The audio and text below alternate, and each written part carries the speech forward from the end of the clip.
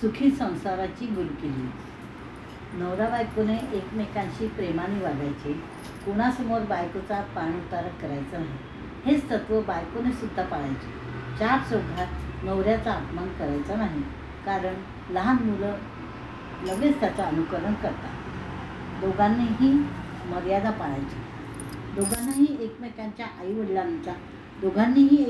आईवडिलांचा मान राखायचा.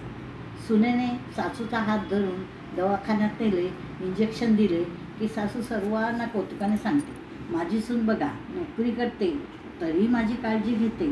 मुलाने सासराच्या वाढदिवसाला बूट घेऊन दिले तर ते म्हणतात, माझा जावई A1 आहे. मुलं तर वडिलांची काळजी घेणारच, पण जावयाने घेतली तर विशेष कौतुक वाटते. त्यांना कृतकृत्य वाटते, माझ्या मुलीस उत्तम नवरा मिळाला. आता हल्ली जनरेशन गॅप वाढली आहे. पूर्वीच्या बायका सांगतात, आम्ही 20-20 पोळ्या 4-4 भाज्या करून सासू सासऱ्याची सेवा करत होतो. बाई गं, तू घरी होतीस, 4-4 चटण्या भाज्या करण्यात तुझं आयुष्य गेलं. पण आता सुनेला 7 वाजता ट्रेन पकडून नोकरी करावी लागते. घरी मुलांचा अभ्यास स्वयंपाक करावा लागतो. थकून जाते बिचारी. अर्धा कप चहासुद्धा कोणी देत नाही. तेव्हा त्यांना शहाणपणा शिकवण्याचा मूर्खपणा करू नका. त्या आधीच धावपळीने वैतागलेल्या थकलेल्या असतात. तू मी करणे सोडा. आणि मुलींच्या संसारात आईने कधीही इंटरफिअर करू नये. हल्ली 90% स्त्रिया सारखे फोन करून, बेबी कशी आहेस तू, सासू तुला ओरडते का गं, नणंद कशी आहे तुझी.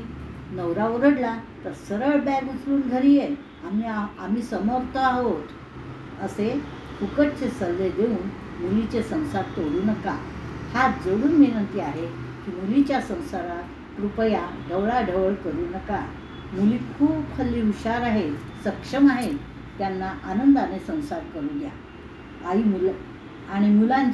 मुलांच्या आईवडिलांनी सुद्धा मुलगा बायकोच्या ताटाखालचं मांजर झालाय, बायकोचा बैल आहे बैल असे म्हणणे सोडा.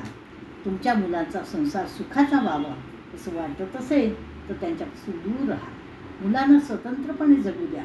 हल्ली नोकरीचा काही भरोसा नसतो. मुले बाळे आई वडील यांचा भार त्यांच्यावर असतो. त्यात नातेवाईकांचे कुचके बोलणे. आईवडिलांकडे बिलकुल लक्ष देत नाही हा मुलगा.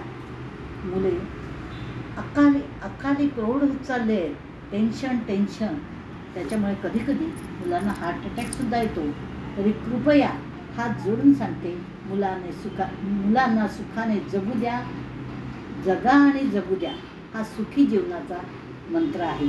Give respect and take respect.